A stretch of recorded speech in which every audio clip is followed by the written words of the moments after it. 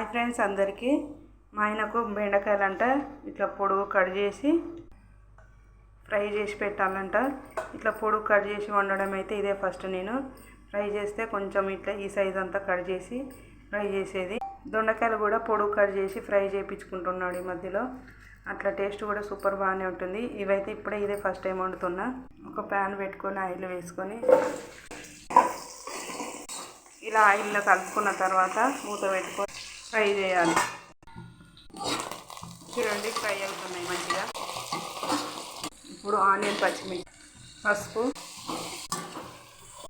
కరివేపాకు మళ్ళీ ఒకసారి ఫ్రై చేసుకోవాలి. సాల్ట్ వేసుకోవాలి, చెంచాడు కారం, కొత్తిమీర.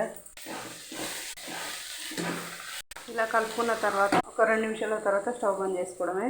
రెడీ అయిపోయింది బెండకాయ ఫ్రై. అయితే మిక్స్డ్ దాల్ ఉంటున్నా. మిక్స్డ్ దాల్ వండి బెండకాయ ఫ్రై సైడ్ డిష్గా పెట్టుకొని తింటే సూపర్ టేస్ట్ ఉంటుంది. ఫ్రెండ్స్ మరో నెక్స్ట్ వీడియోలో కలుద్దాం.